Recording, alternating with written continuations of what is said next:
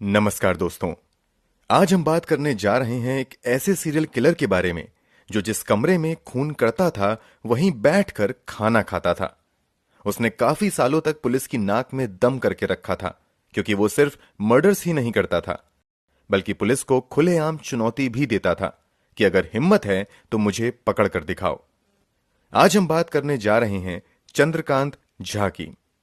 बहुत से लोगों की तरह चंद्रकांत झा भी बिहार से दिल्ली काम की तलाश में आया था। तो फिर आखिर हुआ क्या? बिहार के एक छोटे से गांव से निकलकर आया आदमी एक खतरनाक सीरियल किलर के रूप में मशहूर कैसे हो गया?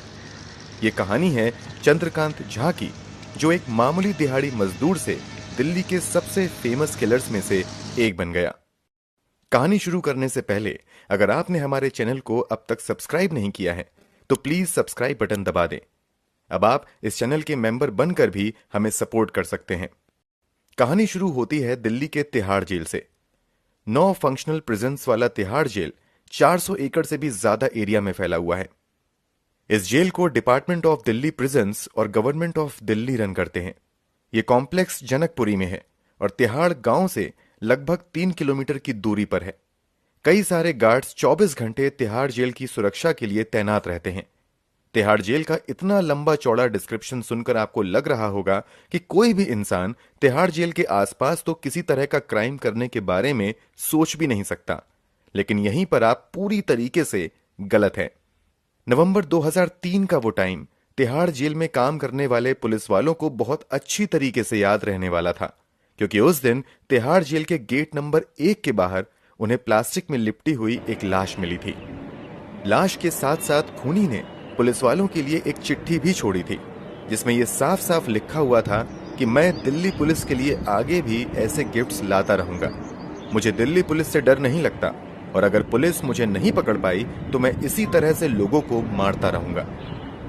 पुलिस ने इस मामले में छानबीन करने की कोशिश की, लेकिन उस वक्त उनके हाथ ऐसा कोई सबूत नहीं लगा जिसके बेसिस पर आगे बढ़ा जा सके। इसी तरह से 2 साल बीत गए। वो लाश तिहाड़ जेल के बाहर किसने और क्यों फेंकी थी इसका पता नहीं चल पाया, लेकिन पुलिस को अब एक और तगड़ा झटका लगने वाला था, क्योंकि 20 अक्टूबर 2006 के दिन उनके पास एक कॉल आया। कॉल की दूसरी तरफ जो इंसान था उसने पुलिस वालों को एक ऐसी बात बताई जिसे सुनकर उनके होश उड़ गए। उसने बताया कि तिहाड़ जेल के गेट नंबर 3 के पास एक लाश को टोकरी में रखा गया है। इतना सुनकर कई सारे पुलिस वाले गेट नंबर 3 के पास जाकर इकट्ठा हो गए थे और तब उन्हें पता चला कि फोन करने वाला मजाक नहीं कर रहा था। गेट के सामने वाली सड़क के पास सच में एक लाश को टोकरी में बांधकर रखा गया था। सबसे इंटरेस्टिंग बात यह थी कि टोकरी में लाश के साथ साथ पुलिस को दोबारा एक चिट्ठी मिली जो उन्हीं के लिए लिखी गई थी। जब पुलिस वालों ने लेटर पढ़ा तब उन्हें पता चला कि हत्यारे ने उन्हें खुलेआम चैलेंज किया है। लेटर में लिखा था कि मैं बहुत टाइम तक एक नाजायज केस झेलता रहा, लेकिन अब मैंने हकीकत में एक मर्डर किया है। तुम लोग अगर मुझे पकड़ सकते हो तो पकड़ कर दिखाओ। इस लेटर से इतना तो साफ हो गया था कि हत्या करने वाला कोई ऐसा इंसान है जिसे दिल्ली पुलिस पर किसी बात का गुस्सा है, कोई ऐसा जिसकी पुलिस के साथ हिस्ट्री अच्छी नहीं रही है। पुलिस इस मामले को और इन्वेस्टिगेट करने लगी, क्योंकि अब 2 बार ऐसा हो चुका था कि तिहाड़ जेल के बाहर लाशें मिली थी।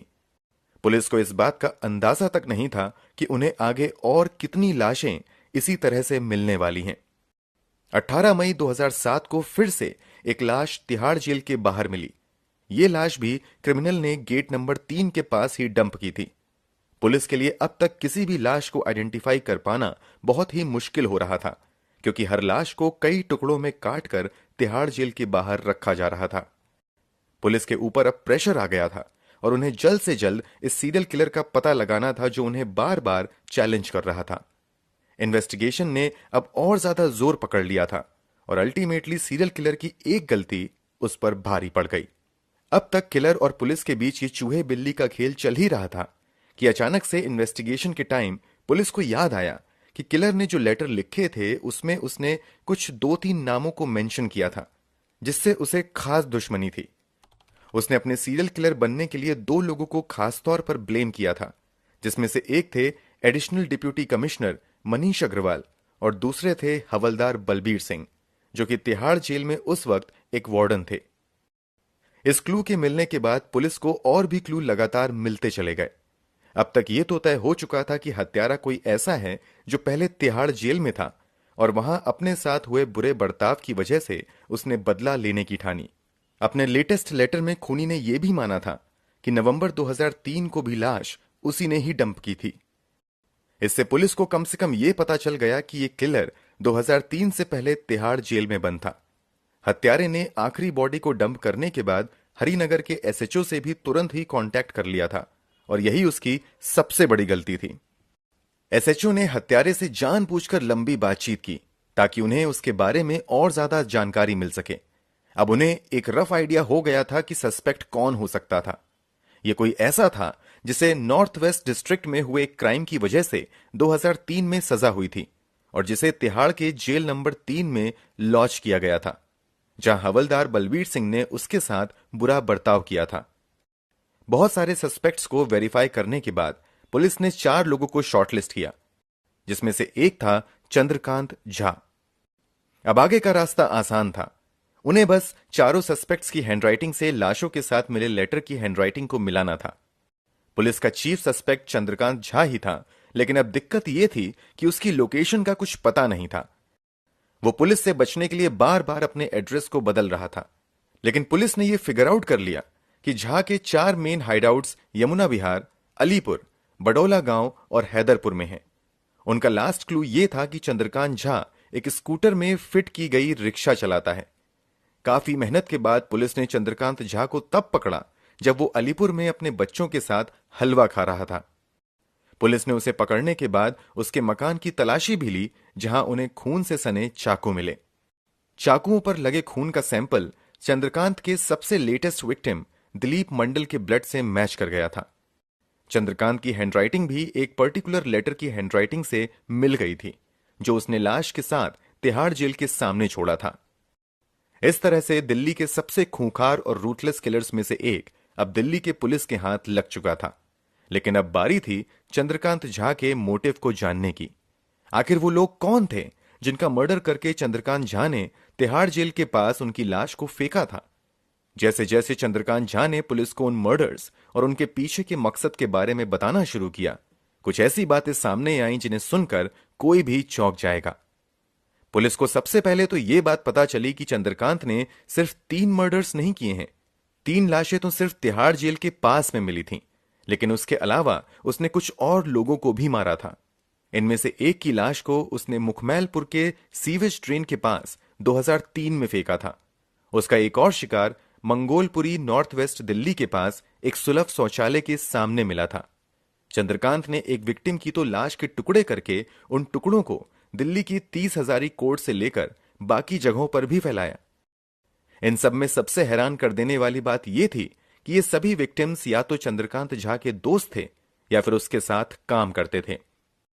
आखिर चंद्रकांत झा अपने ही साथियों को इस तरह मारकर पुलिस को मॉक क्यों कर रहा था? इसके लिए चंद्रकांत झा की बैक स्टोरी को जानना होगा। चंद्रकांत गोसाई गांव की मिडिल क्लास फैमिली से था। उसके पिता राधेकांत झा इरिगेशन डिपार्टमेंट में काम करते थे और मां चंपा देवी एक स्कूल टीचर थीं। आपको यह जानकर हैरानी हो सकती है कि चंद्रकांत जैसे सीरियल किलर के 2 भाई खुद सीआरपीएफ और बिहार स्टेट पुलिस में हैं। चंद्रकांत की मां अपनी नौकरी की वजह से ज्यादा टाइम घर पर बिता नहीं पाती थीं। यह भी बताया जाता है कि उसकी मां काफी स्ट्रिक्ट और गुस्सैल मिजाज की थीं, जिस वजह से चंद्रकांत को बचपन से ही प्यार नहीं मिला था। पढ़ाई में भी चंद्रकांत का कोई खास इंटरेस्ट नहीं था, जिसकी वजह से वो 8वीं क्लास से ही ड्रॉप लेकर दिल्ली में सब्जी बेचने आ गया था। चंद्रकांत दिल्ली की आजादपुर मंडी में सब्जी बेचने का काम करने लगा था। वो शुरू से ही गलत बातों को बिल्कुल भी बर्दाश्त नहीं कर पाता था, फिर चाहे वो गलत बात कितनी भी छोटी सी ही क्यों ना हो। सब्जी मंडी में उनका एक पंडित नाम का सुपरवाइजर उनसे दुकान लगाने के लिए काफी भारी पैसा लेता था। चंद्रकांत को यह बात बिल्कुल भी पसंद नहीं आई और एक दिन उसकी पंडित के साथ झड़प हो गई। दोनों का झगड़ा इतना बढ़ गया कि चंद्रकांत ने एक तेज धार वाले चाकू से पंडित का हाथ काट दिया। घबराया हुआ पंडित सीधे पुलिस के पास भागा और चंद्रकांत के खिलाफ कंप्लेंट दर्ज करवाई। इस वजह से चंद्रकांत को अगले 3 साल जेल में काटने पड़े थे। यही वो टाइम था जब चंद्रकांत का सामना हुआ हवलदार बलबीर सिंह से, जिसने उसे कुछ ज्यादा ही टॉर्चर किया था। बलवीर सिंह अक्सर बाकी कैदियों के सामने चंद्रकांत के सारे कपड़े उतरवा देता और बुरी तरह से पीटता था। चंद्रकांत को बलवीर सिंह की वजह से जेल में काफी ह्यूमिलिएशन फेस करना पड़ा था। जेल से निकलने के बाद चंद्रकांत पूरी तरह से बदल चुका था। वो पुलिस से और सिस्टम से बदला लेने के बारे में ही सोचा करता था। चंद्रकांत पहले एक बहुत ही सेंसिटिव इंसान हुआ करता था, जो बिहार से आए बाकी इमिग्रेंट्स की मदद करता, लेकिन अब वो एक बहुत वायलेंट इंसान बन चुका था। इसी बीच चंद्रकांत की शादी भी हुई, जिसके बाद उसके 5 बच्चे हुए, लेकिन उसने अपनी बीवी और बच्चों को अपने साथ नहीं रखा। उसे डर था कि पुलिस आकर उसके बीवी बच्चों को भी परेशान करेगी। चंद्रकांत अब भी बिहार से आए इमिग्रेंट से दोस्ती करके उनकी मदद करता था, लेकिन उसे ऐसे लोगों से सख्त नफरत हो जाती थी जो उससे थोड़ा सा भी झूठ बोलते थे या जिनका बर्ताव उसके हिसाब से अच्छा नहीं था। चंद्रकांत का पहला शिकार पंडित था, वही पंडित जिससे उसका झगड़ा हुआ था। पंडित के कत्ल के बाद पुलिस ने उसे वापस अरेस्ट किया था, लेकिन प्रॉपर एविडेंस ना मिलने की वजह से वो छूट गया था। इसके बाद उसने अपने सेल्फ डिफेंस के लिए कराटे भी सीखा था। पंडित के मर्डर के बाद कुछ वक्त तक चंद्रकांत की जिंदगी में सब कुछ एकदम नॉर्मल था, लेकिन फिर एक और घटना हुई जिसने उसे एकदम से ट्रिगर करके उसके अंदर सो रहे शैतान को जगा दिया था। उसका एक साथी शेखर उसके साथ ही रहता था। उसने चंद्रकांत को बताया था कि वो शराब को हाथ तक नहीं लगाता था, लेकिन सच्चाई ये थी कि उसे ड्रिंक करने की आदत थी। जब चंद्रकांत को यह पता चला कि शेखर ने उससे झूठ कहा था, तब उसे बहुत गुस्सा आया और उसने सीधे जाकर शेखर से बात की। शेखर को उस वक्त तक चंद्रकांत का गुस्सा मजाक लग रहा था। चंद्रकांत ने उससे कहा कि वो उसे झूठ बोलने की सजा देगा। शेखर ने इस बात को भी सीरियसली नहीं लिया था। उसे हैरानी हो रही थी कि चंद्रकांत इतनी छोटी सी बात का इतना बड़ा इशू क्यों बना रहा है। उसने मजाक मजाक में चंद्रकांत से कह दिया कि तुम मुझे जो चाहो सजा दे सकते हो। उसे नहीं पता था कि उसका मजाक उस पर इतना भारी पड़ेगा। उसी दिन चंद्रकांत ने शेखर का गला घोंटकर उसकी हत्या कर दी। जब उसने शेखर की लाश को देखा, तब उसे बिल्कुल भी गिल्ट नहीं हुआ। उल्टा उसे यह हत्या एक वर्क ऑफ आर्ट लगी और उसने अपने पॉइंट एंड शूट कैमरे से शेखर की लाश की फोटो भी ली। इसके बाद उसने बॉडी को सीवेज ड्रेन में ले जाकर फेंक दिया। यह चंद्रकांत का दूसरा नोन मर्डर था। तीसरा खून उसने किया था उमेश नाम के इंसान का, जिसकी नौकरी उसी ने लगवाई थी। वो बस उमेश की किसी बात पर झूठ बोलने की वजह से बुरी तरीके से ट्रिगर हो गया और उसकी हत्या कर दी। इस बार चंद्रकांत एक स्टेप और आगे गया। उसने उमेश को मारने के बाद लाश के टुकड़े भी किए। उमेश की ही लाश थी जिसने उसने सबसे पहले तिहाड़ जेल के गेट नंबर 1 के पास चिट्ठी के साथ छोड़ी थी। उसके बाद चंद्रकांत 2 साल तक एकदम शांत रहा, लेकिन फिर 2005 में उसने गुड्डू नाम के एक इंसान की हत्या सिर्फ इसलिए कर दी क्योंकि उसे गुड्डू का गांजा पीना पसंद नहीं था। गुड्डू की लाश मंगोलपुरी के एक सुलभ शौचालय के पास मिली थी। 2006 में चंद्रकांत झा ने अमित मंडल नाम के अपने एक साथी की हत्या कर दी थी, क्योंकि उसे शक था कि वो लड़कियों पर बुरी नजर रखता है। अमित मंडल की ही लाश वो दूसरी लाश थी जो पुलिस को तिहाड़ जेल के गेट नंबर 3 के पास मिली थी। अमित मंडल को मारने के बाद ही चंद्रकांत ने पुलिस वालों का मजाक उड़ाने के लिए उन्हें फोन भी किया था। अप्रैल 2007 में चंद्रकांत ने उपेंद्र नाम के एक शख्स को सिर्फ इसलिए मार दिया क्योंकि उसे शक था कि उसका अफेयर उसकी बेटी की किसी दोस्त के साथ है। जब चंद्रकांत से बयान लिया गया तो उसने बताया कि उपेंद्र को मारने के बाद वो आराम से अपने कमरे में खून से सने फर्श पर बैठ गया और खाना खाते हुए उसकी लाश को घूरता रहा। अपना खाना खत्म करने के बाद वो उठा और उपेंद्र की बॉडी को कई टुकड़ों में काटा। बाद में उपेंद्र की ही लाश के कई टुकड़े दिल्ली के 30 हजारी कोर्ट और बाकी जगहों पर फैले मिले थे।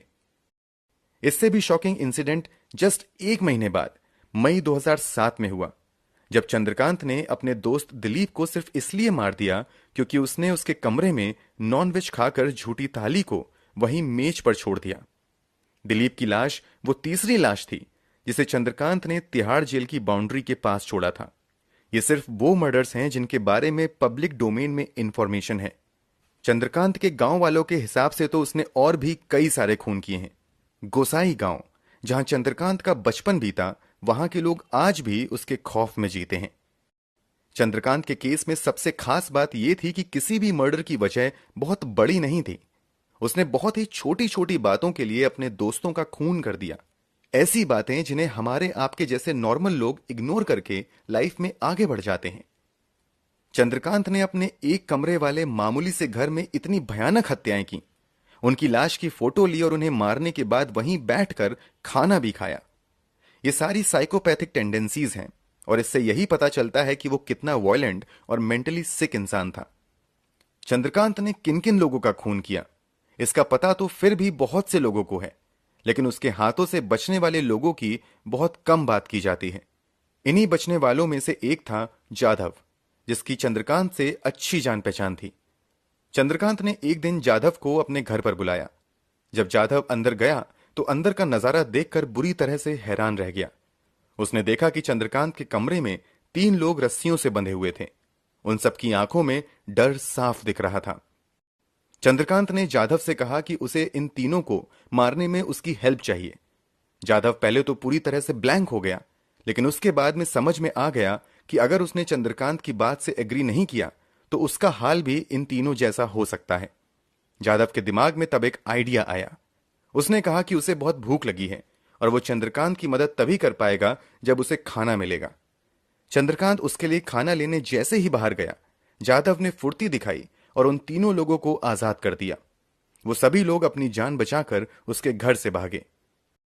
अब चंद्रकांत जेल में है, लेकिन अब भी जाधव और उसके साथ भागे लोगों के मन में उसका डर एकदम ताजा है। उन्हें अब भी ऐसा लगता है कि चंद्रकांत जेल से छूटा तो पक्का उन्हें मार देगा। चंद्रकांत की हिम्मत आखिर इतनी कैसे बढ़ गई थी कि उसने खून तो किए ही, लेकिन साथ ही जस्टिस सिस्टम को भी एक तरीके से खुला चैलेंज दे दिया। इसमें थोड़ा कंट्रीब्यूशन हमारे जस्टिस सिस्टम का भी है। चंद्रकांत झा को लगता था कि पुलिस डिपार्टमेंट बहुत ही नाकारा है और उसे पकड़ नहीं सकता, जिसकी वजह से वो काफी ओवर कॉन्फिडेंट हो गया था। जब कोर्ट में उसका ट्रायल हुआ तब भी पुलिस की एक बड़ी गलती की वजह से उसे जमानत मिल गई। गलती यह थी कि पुलिस को जब लाश के पास से लेटर मिला तो उसे सीलबंद नहीं किया गया था। वो लेटर बस एक पुलिस वाले के हाथ से दूसरे पुलिस वाले के हाथ में घूम रहा था। उन्होंने वो लेटर फॉरेंसिक डिपार्टमेंट में भी ऐसे ही भेज दिया था। यहां तक कि चंद्रकांत झा के खिलाफ 7 लोगों के खून की जो चार्जशीट फाइल की गई थी, उसमें भी लेटर का कहीं कोई मेंशन नहीं था। इस वजह से कोर्ट ने चंद्रकांत को जमानत दे दी थी, लेकिन इस बार पुलिस वाले उसे बचकर जाने देने के मूड में नहीं थे। फिर उन्होंने एक बार फिर से आखिरी विक्टिम दिलीप मंडल के ब्लड सैंपल के बेसिस पर वापस से अर्जी डाली। अदालत को भी ये एविडेंस काफी ठोस लगा और उन्होंने चंद्रकांत की जमानत को खारिज करके 7 मर्डर का उसके ऊपर मुकदमा चलाया। 5 फरवरी 2013 को लोअर कोर्ट ने चंद्रकांत झा को फांसी और उम्र कैद की सजा सुनाई थी, लेकिन बाद में जब यह मामला ऊपरी अदालत में पहुंचा तब उसकी सजा को पूरी तरीके से उम्र कैद में बदल दिया गया। अब चंद्रकांत झा उसी तिहाड़ जेल के अंदर है जिसके बाहर कभी उसने लाशों को फेंक कर पुलिस को बड़ा परेशान किया था। इस केस से यह तो जाहिर है कि चंद्रकांत के अंदर बचपन से ही बहुत सीवियर मेंटल इश्यूज थे।